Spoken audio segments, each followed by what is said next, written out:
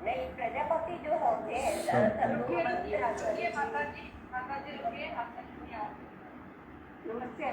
सबको सादर नमस्ते।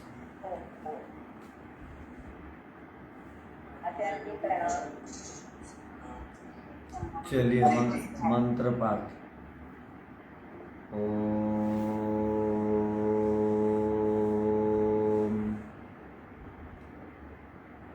सहना भवतु सहनौ भुनक्तु सह वीर्यं करवावहै तेजस्विनावधीतमस्तु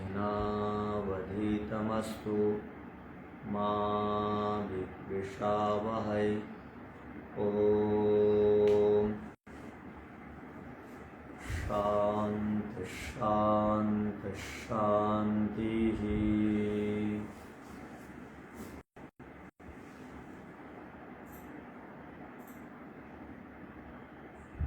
अब हम इस सांख्य दर्शन के तृतीय अध्याय के 20वें सूत्र से पढ़ेंगे।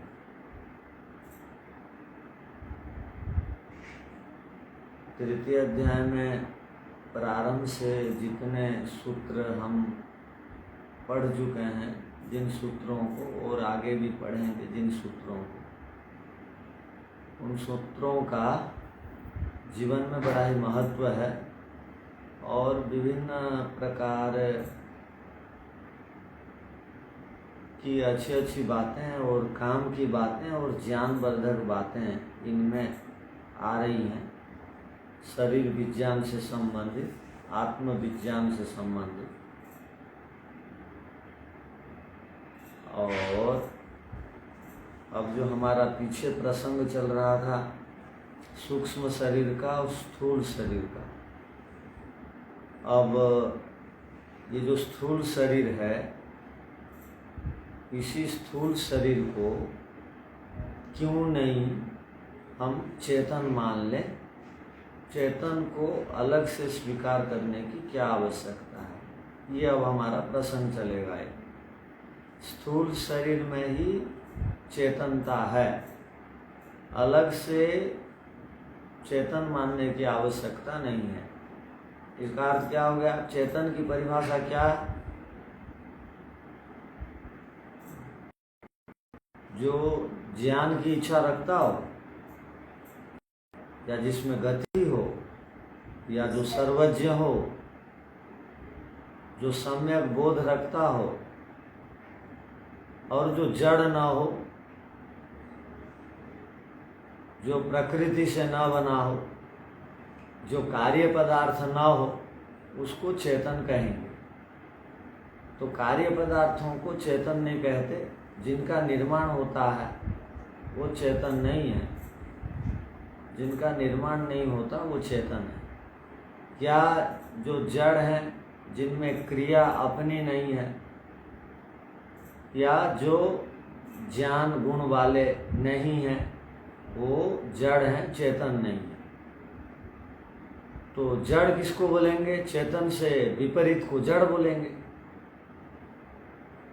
तो आधुनिक विज्ञान यही मानता है अब तक कि कोई चेतन पदार्थ अलग से है नहीं। जब 5 भूत आपस में मिल जाते हैं परस्पर, तो वहाँ से एक नया पदार्थ बनता है, उसी को चेतन कहते हैं। संपूर्ण भूमंडल के सभी बड़े बड़े बुद्धिजीवी, वैज्ञानिक मोटा मोटी यही बात करते हैं कि जब आपस में पदार्थ मिल जाते हैं तो उसी में चेतनता होती है। चेतन नामक कोई अलग से पदार्थ नहीं है।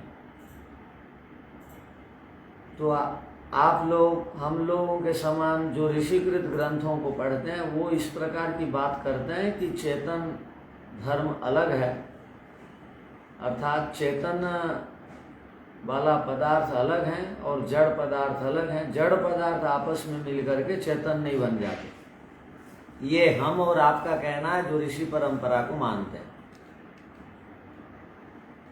जो गुणी है, गुणी जो होता है वो अपरिवर्तनशील स्वभाव वाला होता है। अब गुणी से बनने वाले जो गुण होते हैं उनमें परिवर्तन होता है, गुणों में परिवर्तन है, धर्मों में परिवर्तन होता है, धर्मी में परिवर्तन नहीं होता। प्रकृति मूल रूप से वशी है, प्रकृति से मिल करके जो पदार्थ बनते हैं वो धर्म कहलाते हैं, वो गुण कहलाते हैं, उनमें परिवर्तन दिखाई देता है। तो परिवर्तन कहाँ दिखाई देता है? जो गुण है, धर्म है उसमें, जो जड़ है उसमें, जो कार्य पदार्थ है उसमें, इनमें परिवर्तन है, बदलाव है।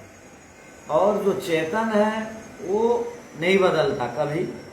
वो दो चेतन तत्व हैं जिनको कुटस्थ हम नित्य कहते हैं और प्रकृति को हम परिणामी नित्य कहते हैं। इन बातों को आप ध्यान रखिएगा।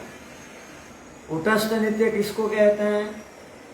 जो जैसे पहले से ही हैं वैसे ही जो रहते हैं, कभी उनमें किसी भी प्रकार का परिवर्तन या कोई विकार ना हो, जैसे को वैसे रहना, ये कुटस्थ नित्य। और परिणामी नित्य का अर्थ क्या है? सतोगुण, रजोगुण, तमोगुण अपने आप में तो नित्य हैं, उनमें कोई परिवर्तन नहीं होता जब ये अलग अलग रहते हैं, वो जैसे हैं वैसे ही। जब ये मिल जाते हैं आपस में, उनमें एक विकार। तो ये जो पदार्थों के मिलने से जो विकार होता है, इसी विकार को देख करके आधुनिक विज्ञान वालों ने कह दिया होगा कि पांच भूत स्वरूप से तो जड़ हैं, किंतु इनमें मिलने से इसमें चेतनता आ जाती है। जहां भी ज्ञान विज्ञान है वहां पर वेद काम करता है, जहां बिल्कुल अज्ञानता है, विपरीत ज्ञान है, वहां पर वेद काम नहीं करता, अपना हट काम करता है या अज्ञान काम करता है, या कहीं आधा अधूरा ज्ञान है तो वहां भी वेद को नहीं समझने के कारण है ये आधा अधूरा ज्ञान जो है। तो आधुनिक विज्ञान में जो आधा अधूरा ज्ञान है, वेद को पूरी तरह नहीं समझने के कारण है। नहीं समझने से भी बहुत सारी समस्याएं होती हैं। आपको कोई बात नहीं समझ में आई तो शास्त्र के ऊपर बिल्कुल अंगुली मत दिखाइए, उस पर और विचार करिए और चिंतन करिए और उसको बार बार सुनिए। तो ये खाने पीने के तो पदार्थ नहीं है कि नए नए आइटम बनाए और खा दिए, ये समझने के पदार्थ हैं। इसके लिए बहुत समय देना पड़ेगा, तब ये बात समझ में आती। तो मूल बात हमारी क्या चल रही है? सूक्ष्म शरीर और स्थूल शरीर, ये प्रसंग समाप्त हो करके एक नया प्रसंग हम चालू कर रहे हैं कि ये जो पदार्थ है, ये जो पदार्थ है, ये जो दिखाई देता है, ये शरीर स्वयं चेतन है। ये प्रसंग है, ध्यान रखना। देह चैतन्य विचार, देह में चेतनता का विचार कर रहे हैं आप, देह में ही चेतनता है। ये चेतन बोलने के पीछे कारण क्या हो सकता है? चेतन, देह को चेतन है ऐसा क्यों बोला जाता है? इसलिए बोला जाता है ना कि हम आंखों से देखते हैं, ज्ञान प्राप्त करते हैं, कानों से सुनते हैं, शरीर में क्रियाएं होती हैं, सूंघते हैं, शरीर में क्रिया होती है, सुनते हैं तो एक नया विचार, एक नया। तो ये जितने भी खाने पीने के बाद, देखने के बाद, अनुभव करने के बाद जिनको भी हम ज्ञान विज्ञान को प्राप्त करते हैं, ये स्थूल शरीर के माध्यम से तो करते हैं। आंख को बंद कर दीजिए, आप मुझे नहीं दिखाई देंगे तो मैं नहीं बोल सकता आप कितने आदमी यहाँ पर बैठे हुए हैं, सुन रहे हैं। तो देखने के बाद ये देखता कौन है? स्थूल शरीर है। सुनता कौन है? स्थूल शरीर है। ज्ञान कौन प्राप्त करता है? स्थूल शरीर है। स्थूल शरीर में ही तो क्रियाएं हो रही हैं, जाना, आना, लेना, देना, बोलना आदि, खाना पीना आदि। मुंह से तो खाते हैं ना। ये गति जो हो रही कहाँ हो रही? स्थूल शरीर में है। तो प्रश्नकर्ता प्रश्न करके बोलते हैं, देखिए आप अलग से चेतन मत मानिए। चेतन मानने की क्या आवश्यकता है? आप चेतन मान लिए तो क्या हो गया? स्थूल शरीर में तो क्रियाएं होती हैं, तो इसलिए स्थूल शरीर को ही चेतन मान लीजिए, अलग से चेतन मानने की आवश्यकता नहीं है। ये विषय है। आप भी तो ऐसा ही मानते होंगे, स्थूल शरीर ही चेतन है।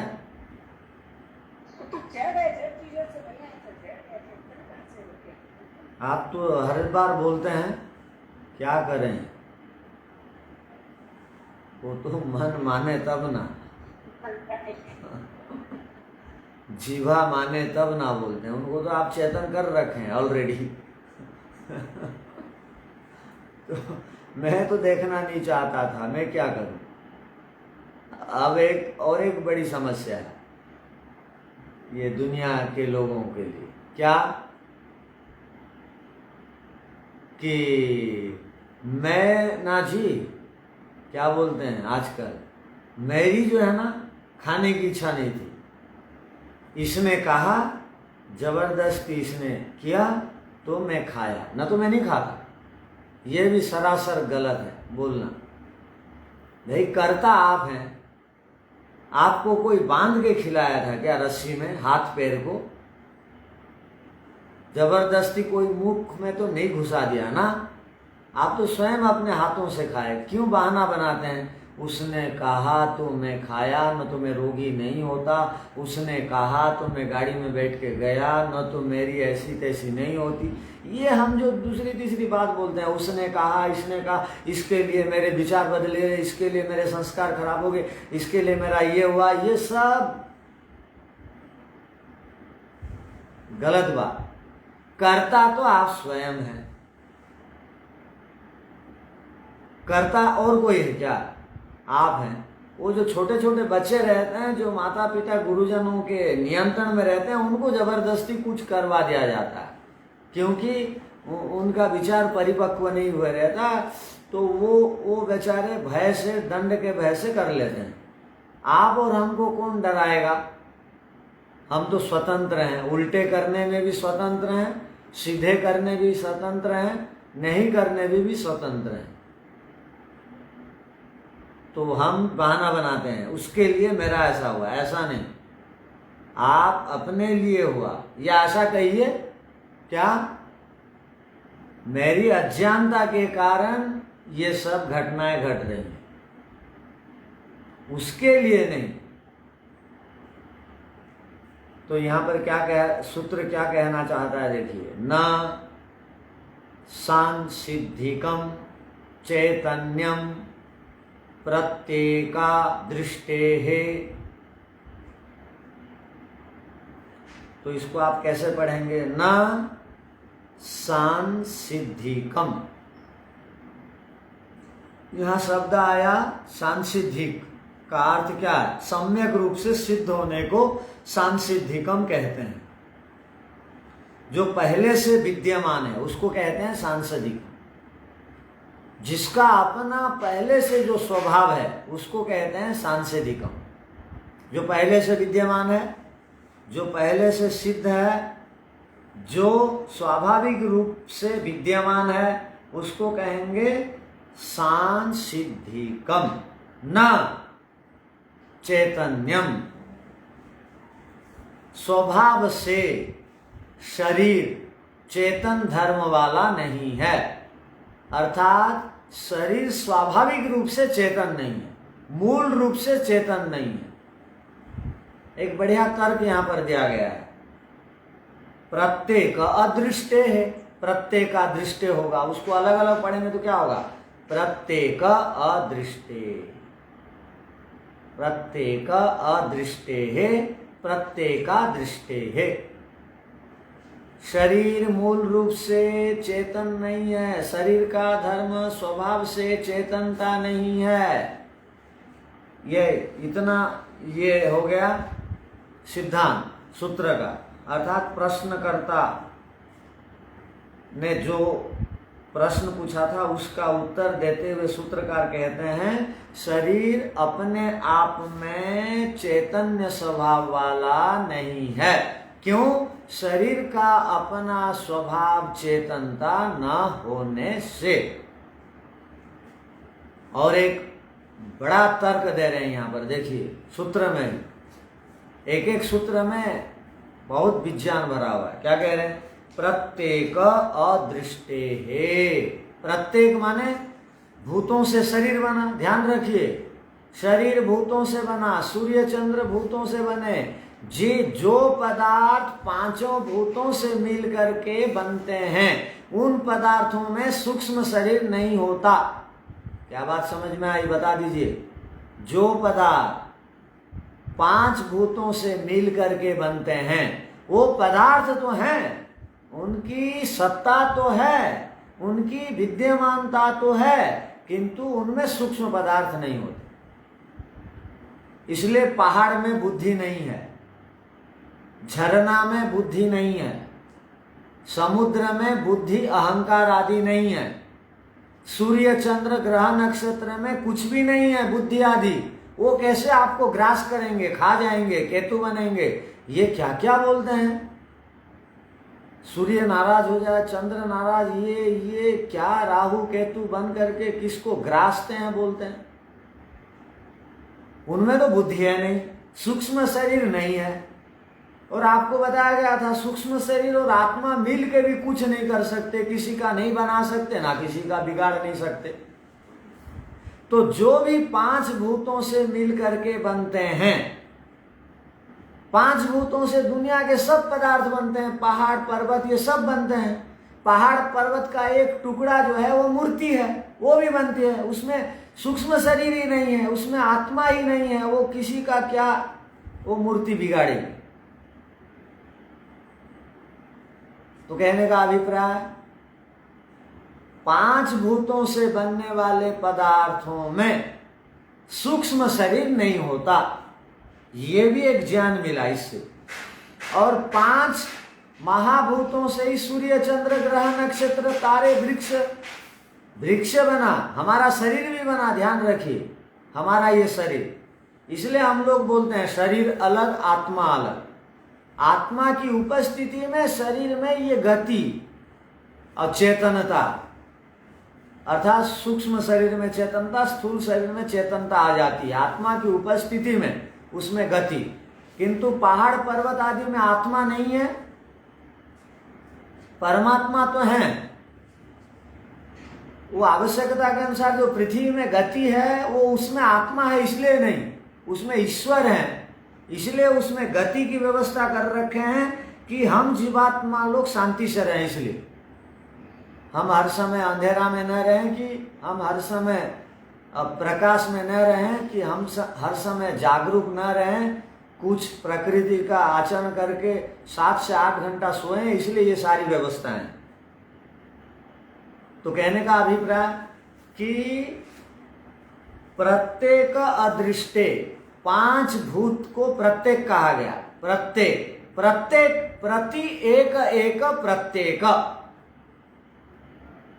प्रति एक अर्थात पृथ्वी एक है, जल एक है, अग्नि एक है। तो यहां तर्क देके सिद्धांती बोल रहे हैं, देखो आप लोग जो है शरीर को चेतन बोलते हो, कितना गलत बोलते हो आप। उसने कहा कैसे, आप ऐसे कैसे खंडन कर सकते हैं? तो सिद्धांती बोल रहे हैं, देखो जिन उपादानों से, जिन कारण पदार्थों से शरीर बना, वो कारण पदार्थ अपने आप में तो चेतन नहीं है, वो स्वयं में चेतन नहीं है, तो उनसे बनने वाला शरीर में चेतनता कैसे आएगी? वो अपने आप में प्रत्येक अदृष्ट, अदृष्ट माने प्रत्येक पांच महाभूतों में चेतनता नहीं दिखाई देती है, अदृष्ट माने। तो उनसे बनने वाले पदार्थों में चेतनता आएगी कैसे?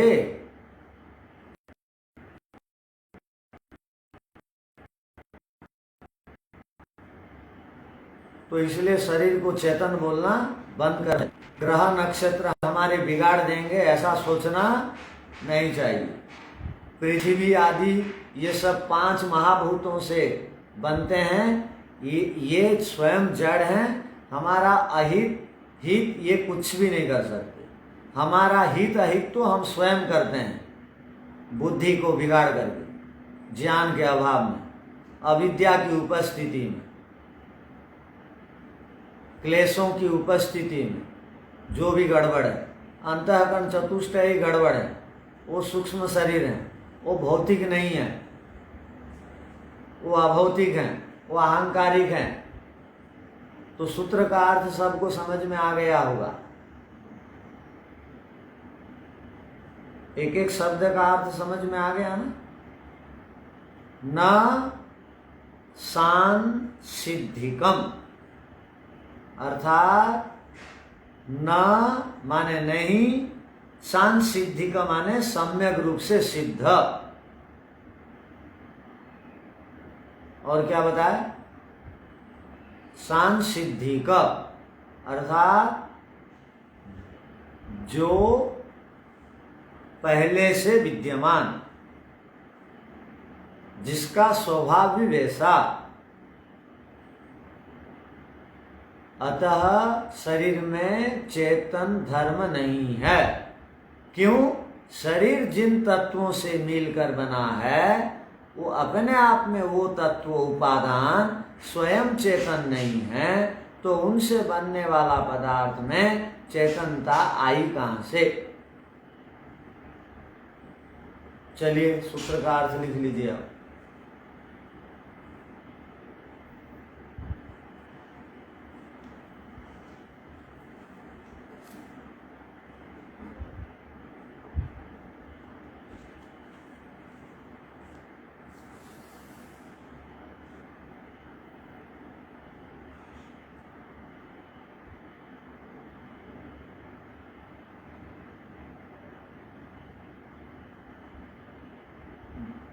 पांच महाभूतों से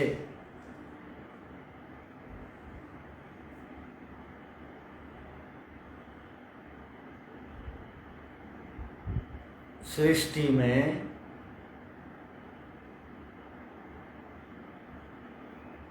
दिखाई देने वाले सब पदार्थ बनते हैं।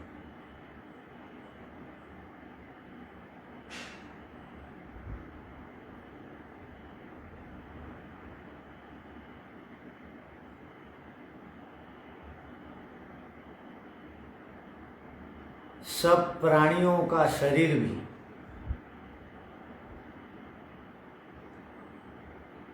उन पांच महाभूतों से ही बनते हैं।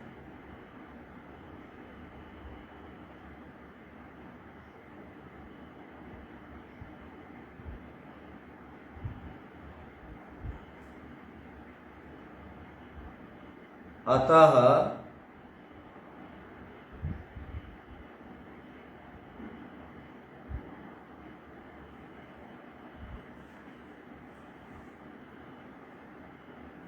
उन शरीरों में ही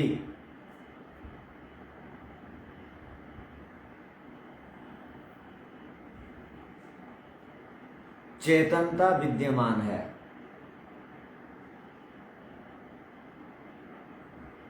ऐसा स्वीकार क्यों नहीं कर लिया जाता?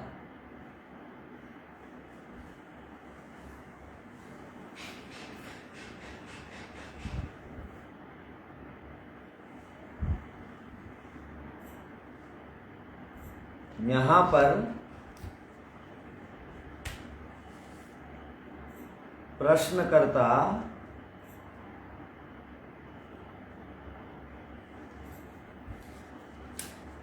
प्रश्न करता है कि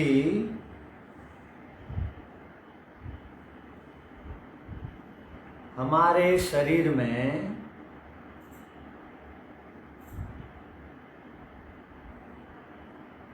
जो चेतनता है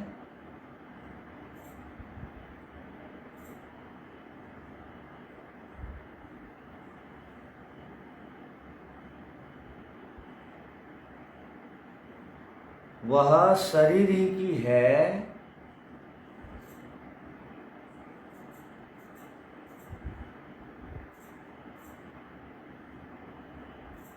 या शरीर से अलग? हमारा शरीर में वह शरीर की ही है या शरीर से अलग और किसी की?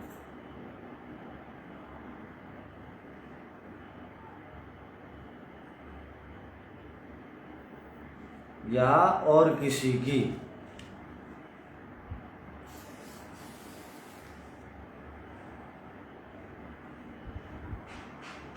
यह शरीर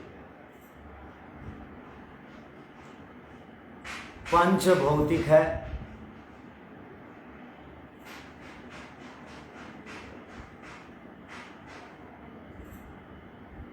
दिखाई देता है,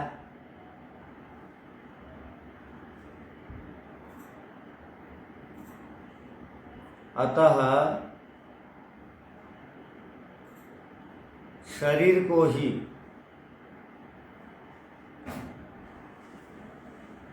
चेतन क्यों न मान लिया जाए?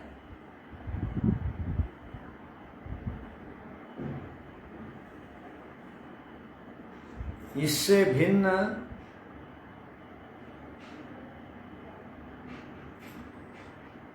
चेतन मानने की क्या आवश्यकता है?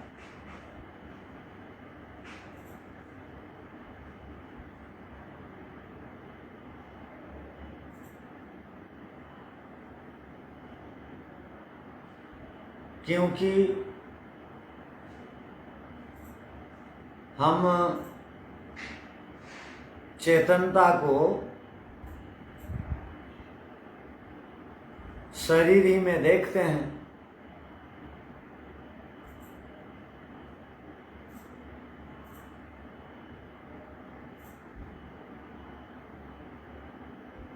जैसे कि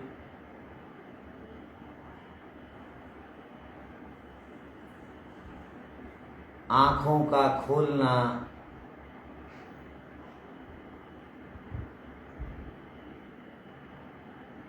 कान के द्वारा सुनना,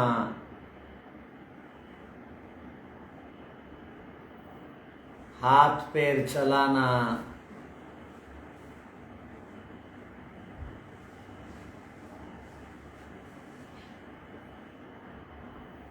इसी प्रकार मुख को चलाना,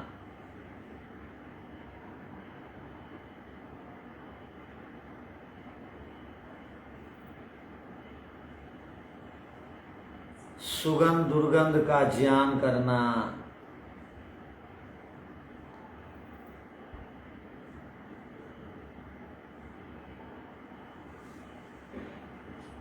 आदि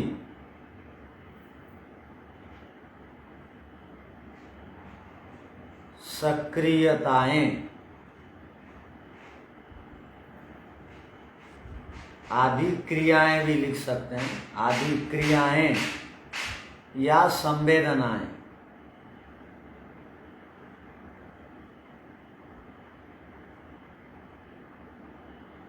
हम तो शरीर से ही करते हैं।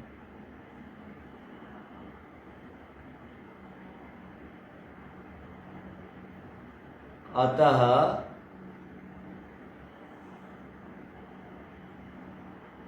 शरीर से अलग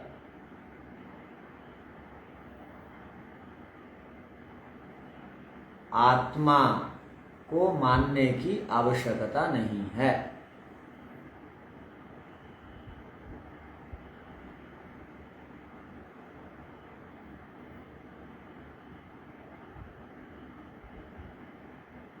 प्रश्नकर्ता के इस प्रश्न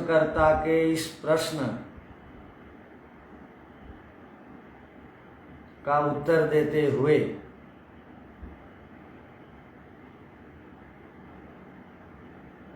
सूत्रकार कहते हैं कि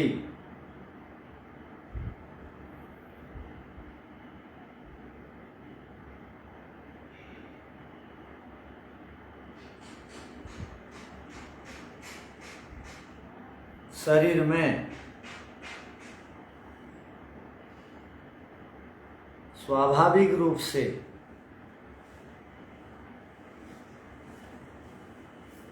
चेतनता नहीं है।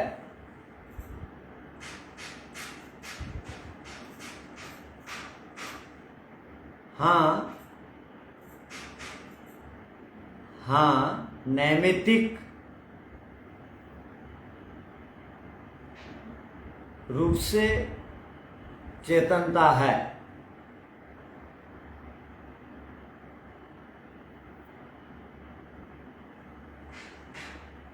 अर्थात आत्मा की उपस्थिति में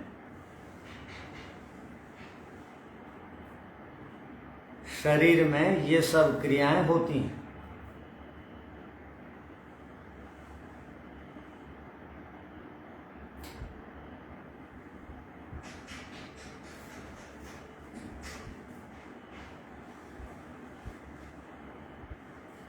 अर्थात आत्मा के कारण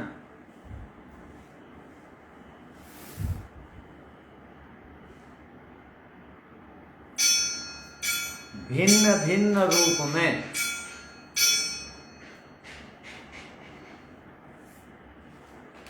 शरीर में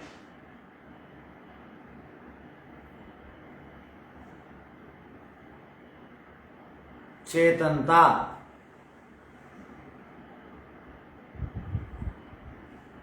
अभिव्यक्त होती है।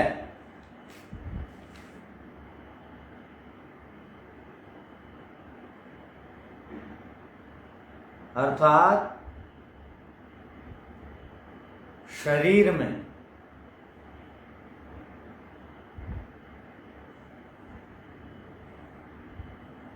चेतनता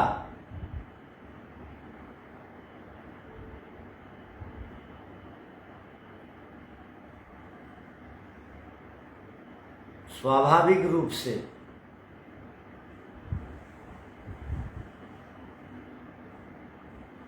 नहीं रहती,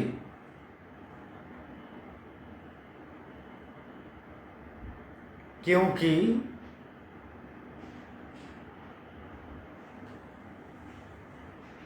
शरीर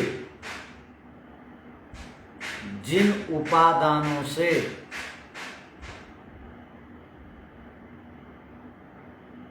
अर्थात 5 महाभूतों से बना है,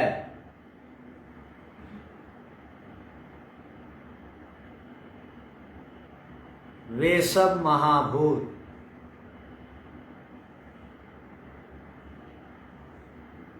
स्वयं चेतन नहीं है।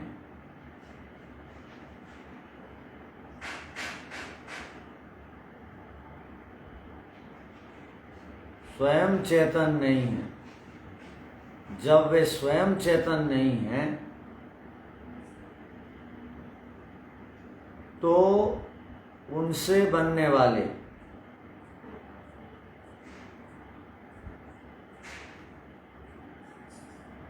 कार्य पदार्थों में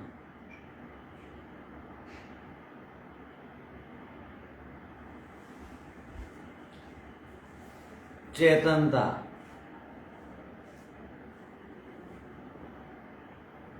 आएगी कहाँ से?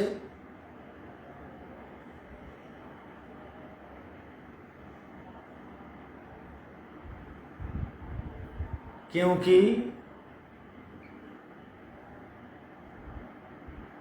एक सर्वव्यापी सिद्धांत है,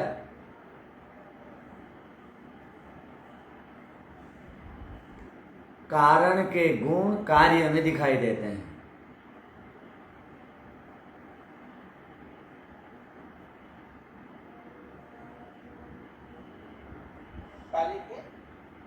कारण के गुण कार्य में दिखाई देते हैं।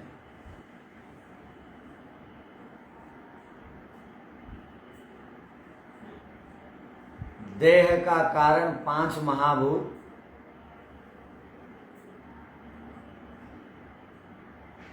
स्वयं में चेतन न होने से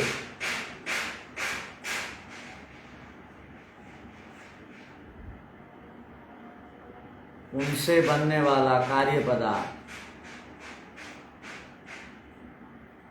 शरीर आदि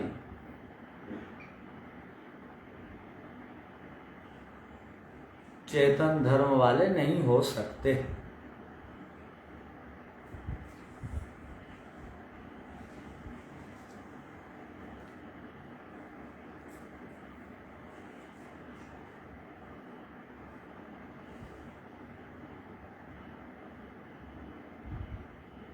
चलिए अब भाष्य देखिए। देह चैतन्य विचार, देह में चैतन्यता का विचार अब चलता है, प्रारंभ होता है। न सांसिद्धिकम चैतन्यम, यहाँ एक अल्प विराम लगा सकते हैं। प्रत्येका दृष्टे है, दो बातें हो गई।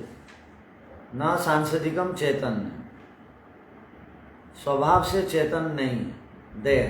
प्रत्येका अदृष्ट, उनसे बनने वाले नहीं, उनके जो मूल पदार्थ उपादान है वो स्वयं में चेतन न होने से, उनमें नहीं दिखाई देने से। चैतन्यम सांसिद्धकम न, देह या चैतन्यम, देह में जो चेतनता है तत् सांसिधिकम स्वाभाविकम, स्वाभाविक, सांसिधिक माने स्वाभाविकम, देह स्वभाव उद्भवम, देह प्रकृति संभवम नास्ति, वो देह का अपना स्वभाव नहीं है, ना देह के प्रकृति से उत्पन्न नहीं होता है। वो जो दिखाई देना, चलना, बोलना, खाना पीना आदि, देह से यानी भूतानि कारणानि, देह के जो भूत, पांच भूत कारण हैं, तेभ्यो निष्पन्नम नास्ति, उनसे वो स्वाभाविक चेतनता निष्पन्न नहीं होता। यतः क्यों? प्रत्येक दृष्टे, प्रत्येक अस्मिन् पृथक पृथक भूते, प्रत्येक अलग अलग भूतों में, पृथ्वी जल अग्नि वायु आकाश सब अलग अलग भूत हैं, तस्य चेतनस्य अदृष्टत्वात्, उनमें चेतनता न होने से, नहीं दिखाई देने से, न ही पृथक पृथक भूते चैतन्यम, चैतन्यम चैतन्य मात्रा, न ही पृथक पृथक भूते, जो पृथक पृथक भूत हैं उनमें जो चैतन्यता है, वो चैतन्य मात्रा, उनमें एक चैतन्यता एक रत्ती भर के लिए भी नहीं है। वो पांच भूतों में मात्रा माने एक कण भी चेतनता उन पांचों भूतों में नहीं है। वा उपलब्ध थे, उपलब्ध तो नहीं होता। तत्र तू जड़त्व में अवतिष्ठते, वो तो जड़ ही ठहरे, वो पांचों के पांचों वो जड़ ही है। वो उपलभ्यते को बा उपलभ्यते पढ़ सकते हैं, वो उपलभ्यते, तत्र तू जड़त्व में वो अवतिष्ठते, उनमें तो जड़ता ही स्वभाव से सिद्ध है पांच महाभूतों में, तो चेतनता आएगी कहाँ?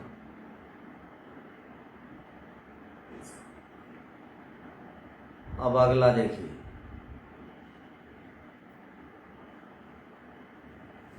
देह देह चैतन्य दोषश्च अयम प्रसज्यते, देह को, शरीर को चेतन मानेंगे तो ये एक बड़ा दोष प्रसज्यते आ जाएगा। कौन सा दोष आएगा वो बता रहे हैं। आप यदि शरीर को ही चेतन मानेंगे तो ये एक दोष आ जाएगा। जो भी चेतन होता है वो कभी मरता नहीं, ध्यान रखिए, जो भी चेतन होगा वो कभी मरेगा नहीं। और देह को चेतन मानेंगे तो मरना नहीं चाहिए, मरता तो है ये देह, मिट्टी में मिल जाता है वापस, इसमें परिवर्तन होता है। जो भी चेतन होते हैं वो कुटस्थ नित्य होते हैं, सदा सदा वैसे ही रहते हैं, कोई लेश मात्र उनमें परिवर्तन नहीं होता, किंतु देह में परिवर्तन होता है। देखिए किस प्रकार विवेक का उदय हो रहा है सूत्रों को पढ़ने से। ये सूत्रों को पढ़ने से विवेक का उदय होगा। क्या हम छोटी छोटी बातों में घबराते हैं, कोई चीज टूट जाती है, कोई चीज घूम जाती है, किसी को कोई चीज देनी होती है तो हम घबरा जाते हैं। आप वो चीज नहीं भी देंगे तो आप उसको छोड़ के जाना पड़ेगा आपको, और उसको रख देंगे भी तो वो चीज पुरानी हो जाएगी, नष्ट हो जाएगी। और जो जितने भी पदार्थों को हम इकट्ठा कर रखे हैं वो आज नहीं तो कल हमको छोड़ के उनको जाना पड़ेगा। अगर आप रह भी गए अधिक दिन मान लीजिए आपने ब्रह्मचर्य का पालन किया और 450 साल आप जीवित हो गए, मान लीजिए, तो आप जितने भी पदार्थों को अभी देख रहे हैं ना, दुनिया के लोगों को जितने भी पदार्थों को इकट्ठा किया हुआ देख रहे हैं आप, ये और 450 साल तक आप बच भी गए ये नहीं देखेंगे। सब में परिवर्तन दिखाई देगा। ये जितने मंदिर मस्जिद आदि, जितने गुरुद्वारे, वो जितने शरीर वाले, ये जितने मकान भवन, राजमहल, संसद भवन जो भी देख रहे हैं, वो लाल किला, ये सब समाप्त हो जाएंगे, बिना तोड़े ही समाप्त हो जाएंगे। तो जब ये सब समाप्त हो जाएंगे, क्योंकि वो चेतन नहीं है, चेतन होने से समाप्त नहीं होते, उनमें टूट फूट नहीं दिखाई देती उन चीजों में, किंतु प्रत्येक पदार्थ में टूट फूट दिखाई देती है। आज एक नई चीज खरीद के लाए, कल से, अभी से ही वो चीज पुरानी होनी चालू हो जाती है। दुकान से कोई भी चीज आप खरीद लीजिए, आज ही उस दुकान को वापस देना चाहेंगे तो वही उसी मूल्य में लेगा। क्या बोलेगा ये? सेकंड हैंड बोलेगा। बस सेकंड हैंड का मतलब क्या है? पुराना सील खोला मतलब सेकंड हैंड, कंपनी उसको सेकंड हैंड मानती है। तो कहने का अभिप्राय यहाँ क्या कह रहे हैं? देह चैतन्य, देह को यदि चेतन है मानेंगे तो ये सारे दोष नहीं दिखाई देने चाहिए। सारी उल्टी बातें दिखाई देती हैं, चैतन्य से, चैतन्यता से उल्टी बातें दिखाई देती हैं, विपरीतता दिखाई देती हैं। कहाँ? तो देखिए क्या बोल रहे हैं सूत्र का, बड़ा महत्वपूर्ण सूत्र है ये। ऐसे ऐसे सूत्रों को आप ठीक समझेंगे तब वैराग्य होगा। वैराग्य नहीं हो रहा है ना, विवेक नहीं हो रहा है का मतलब आप सूत्रों को समझ नहीं रहे। घर द्वार बीच बीच में छोड़ने की इच्छा होती है कि नहीं? ना चिपक के रहने की इच्छा होती है ना चिपक के रहने की। तो ये सूत्र समझ में नहीं बहुत होती है, लेकिन क्या करें। अच्छा चलिए, तो सूत्र क्या कह रहा है देखिए। इस दिवाली में कुछ तो इच्छा होनी चाहिए छोड़ने की। वो महर्षि दयानंद जी को भी दिवाली में छोड़ के जाना पड़ा शरीर को। तो देखिए वो शरीर को छोड़ना ही यहाँ पर कह रहे हैं। देखो अब, प्रपंचत्वाद्य भावश्च, प्रपंच, प्र कहते हैं विशेष रूप से, पंच माने 5 प्राण निकल जाते हैं शरीर से। शरीर से जैसे ही 5 प्राण निकले, 5 प्राण का अर्थ हो गया इंद्रियां, सूक्ष्म शरीर, आत्मा के साथ, ये जैसे ही निकले तो उस आदमी को कहा जाता है ये मर गया, मृत्यु को प्राप्त हो गया। तो यहाँ क्या कह रहे हैं? प्रपंच त्व आद्य, यदि मिला के पढ़ेंगे, प्रपंचत्वाद्य भावश्च, प्रपंचत्व आदि का भाव नहीं शरीर में दिखाई देना चाहिए। अर्थात शरीर मर गया बोलते हैं, शरीर सड़ गया बोलते हैं। कईयों का घाव हो जाता है, सूखता नहीं है, हाथ पैर कटाना पड़ता है, नहीं काटता है तो गंध होके, दुर्गंध होके, अनेक प्रकार समस्या होके सड़ जाता है, गल जाता है। पहले कुष्ठ की चिकित्सा नहीं थी बताते हैं, तो उस समय लोग बेचारे बहुत परेशान होते थे, शरीर गल जाता था।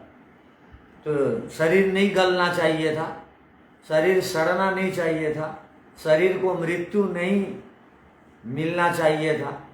मिलता क्यों है?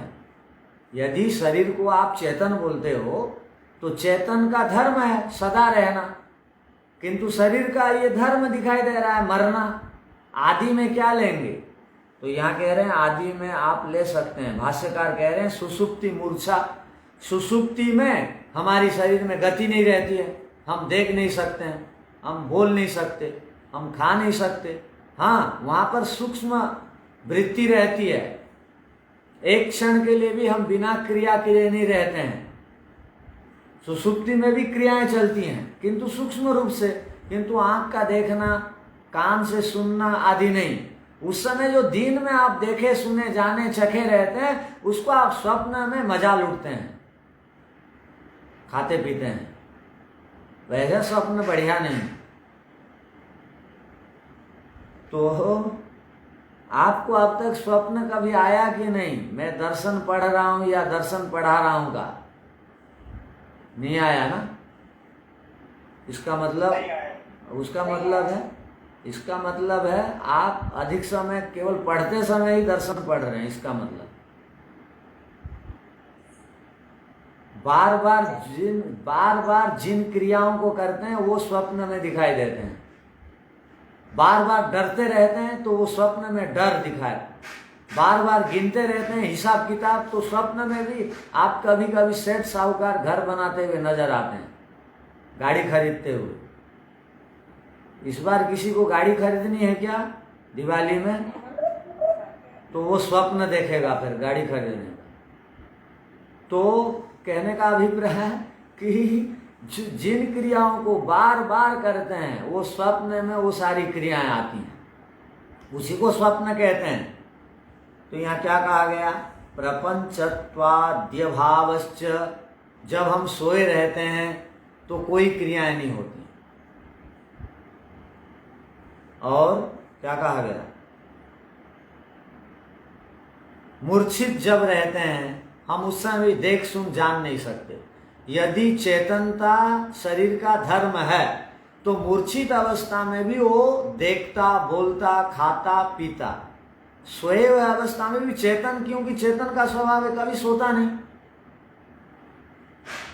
शरीर को चेतन मानने पर इसमें परिवर्तन नहीं होता, इसकी मृत्यु नहीं होती, अंतिम गति मृत्यु वो भी नहीं दिखाई देती, बहुत सारी समस्याएं नहीं होती, विपरीतता नहीं दिखाई देती। ये सब दिखाई देती हैं, इसलिए शरीर चेतन नहीं है, जड़ है, परिवर्तनशील, समाप्त होगा। ठीक है, इस पर और आगे विचार करें। ओम शांति शांति शांति।